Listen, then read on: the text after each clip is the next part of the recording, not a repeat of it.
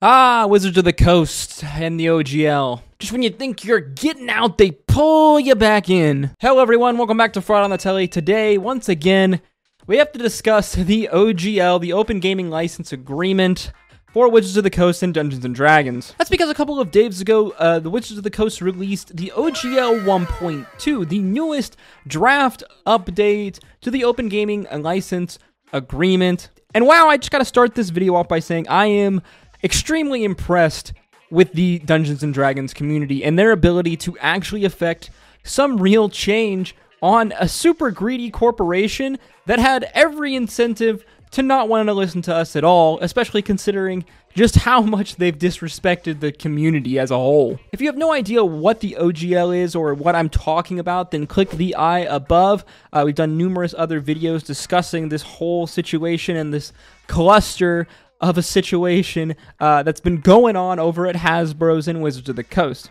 Today I want to talk about the draft of the OGL 1.2 that was put forward on D&D Beyond and on Twitter. And I gotta say, just to start off, it looks better, but there's still a lot more work that needs to be done. So what exactly did they change from the atrocity that was the OGL 1.1 to OGL 1.2?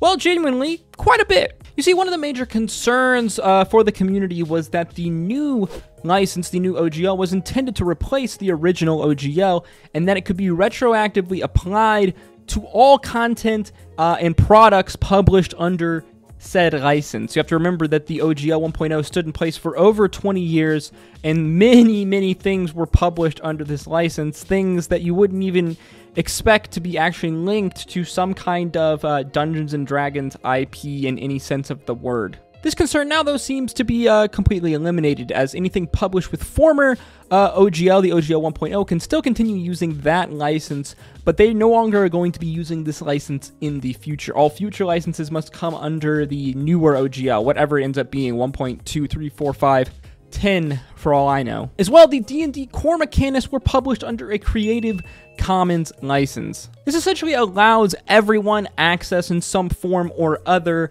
to the broad core mechanics of Dungeons & Dragons. And Wizards and Hasbro essentially relinquished control of the license, as Creative Commons is in itself a non-profit. And essentially, once this is done, the D&D core rules would forever be under a Creative Commons license. Wizards would never be able to take this back. So chalk this up to one of the things in the good pile. Another thing we can throw in the good pile is the lack of mention of any royalties. If you remember, in the leaked OGL 1.1, a big cluster that was caused was the mention of a certain royalty percentage payments for different companies making certain levels, certain thresholds of money under the OGL. Now, this royalty could have potentially seen a number of smaller D&D offshoot companies that produce any kind of tabletop content basically no longer be able to be feasible anymore, as these royalty payments basically would have crippled these companies, making them financially non-feasible. However, though, in this OGL 1.2, there seems to be a lack of any mention of any royalty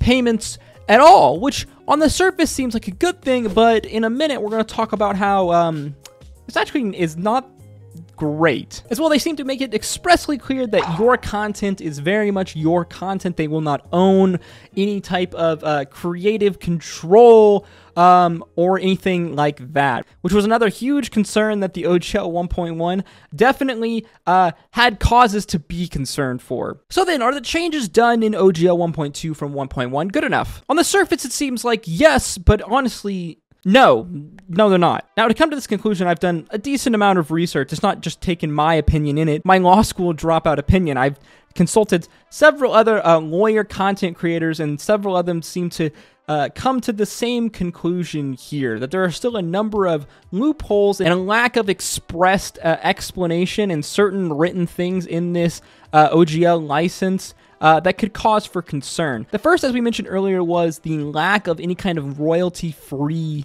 wordage in this license. You see, the problem here is that there's no mention of it at all. There needs to probably be express mention that there will never be any royalty-free. There needs to be royalty-free protection written into the license itself, because Wizards have the ability to change certain aspects of this license whenever they want in the future. Nothing's stopping them from that. There needs to be provisions in the license itself which prevent any type of royalty payment structure from coming into place altogether. The fact that this is conspicuously missing, there's no indication of any royalty payments at all, yet it really isn't good enough. If we've learned anything over the last week with this company, it's that we can't trust them. So we need to see explicit written intent that there will not be any kind of royalty in the future. As well, we mentioned some concerns over specific loopholes. Now, I've talked about these specific loopholes in the past in some of our other OGL videos. It's specific loopholes on the hateful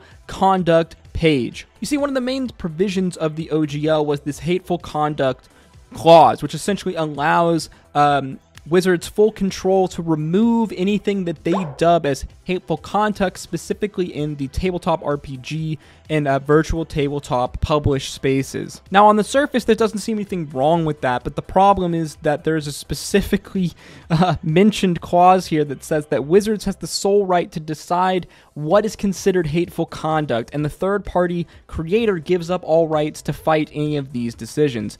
That seems like way too much power for my taste, especially from a company that we've already seen is a little bit predatory. Essentially, this creates a loophole here where they could, in the future, for whatever reason, basically decide not to publish any kind of content because they could label it hateful conduct. It also makes one wonder what if Wizards or Hasbro's had a certain type of political bending change in the future, and they could just potentially change any type of hateful conduct, how they want to define it. Say they wanted to make explicitly discriminatory tabletop RPG setting content. Say they decided to do this for whatever reason in the future. Essentially, they could, because they decide what is considered hateful. As well, the license makes some very interesting statements regarding the virtual tabletop, the VTT space. Something that I really think needs to change very quickly. You see, the new OGL only allows for experience you could have at an in-person session. Apparently, this means that any type of special effects at all that one would have on their virtual tabletop are gone, kaput. No, I'm not joking. They explicitly say this in the statement. As to them, an effect for a fireball spell or a magic missile spell is more akin to a video game and not something with your imagination, and so it is inherently not something that is D&D. Now, there doesn't seem to be any legal reason why they would want to do this. It purely seemed to be done to stop competition in the virtual tabletop space, as these types of modifications and add-ons of kind of aesthetic changes, whether it be animations for spells or what have you, are really kind of a thing that drives the competition and drives much of the innovation in the virtual tabletop space. So why would they do this? Well, this is just speculation on my part, but if you didn't know, Wizards, if it was up to them, would have a monopoly on all things D&D. We know that they are developing a virtual tabletop in the future with Unreal Engine, and so I can only imagine that they would want this type of effects in their own virtual tabletop, and so this would be, in a way for them to potentially monopolize having any kind of visual special effects in a virtual tabletop setting. Virtual tabletop, especially in the post-pandemic and the pandemic world, has become exploded in popularity. I couldn't tell you the last time I played D&D live in person with a group of friends, which frankly makes me kind of sad to say that, but to say that the virtual tabletop community is a small space is, I would believe, an understatement. If anything, I know a large number of players who only play online, so the fact that we couldn't have certain modifications like this, which allow for changes for animation and effects, it's just absolutely wild to me, as this is really the kind of norm in the virtual tabletop space. I mean, I like having crazy looking dice on my virtual tabletop space. Say I want some dice that give me a little visual effect whenever I roll them. Well, apparently I can't have that because it's not something that would be akin to real life in person at the table D&D, unless you've seen some crazy dice that glow with like a magical effect whenever you roll them. I guess the facts are it's a million times better than where it was a week ago, but this very much still needs work. The D&D community has already proven that it can have a real tangible effect on change in affecting a really huge multi-million-dollar corporation and how it's going to treat its product and its community of people. If you'd like to continue to help, well, I can tell you exactly how we can do that. There is a live survey currently going on D&D Beyond. We will put the link in the description below as well. I'll pin it in the comment sections. What you need to do is go onto this live survey and then mention the following things below that we need to change. Don't revoke the OGL 1.0 and or offer an incentive to accept the new one. Make the new OGL expressively loyalty free. Make it truly irrevocable. Give the community something that they can build off of. Make sure that creators have a right to contest Wizards of the Coast bad-faced actions. Have a standard severability clause. Don't limit what virtual tabletops can do because that denies innovation in the space. At the end of the day, while I get passionate and heated about stuff that I care about, especially something like this, it's not the average person working at Wizards' fault that all of this is going on. There's no use harassing them or writing anything angry or upsetting or abusing them in these surveys.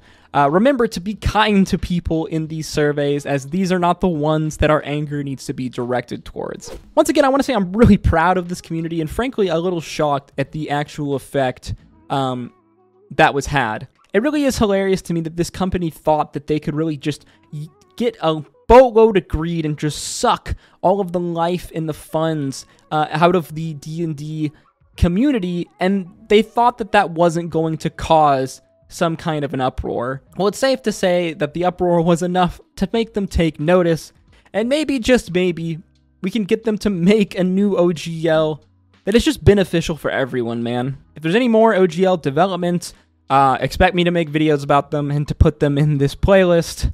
Hopefully we won't have to talk about this for at least one more week, but we probably will. As always, guys, if you enjoyed the video, learned something new, make sure you like, comment, and subscribe. I hope to see you in the next one. As always, stay safe out there. It's a crazy world. Until next time, peace, love, adieu.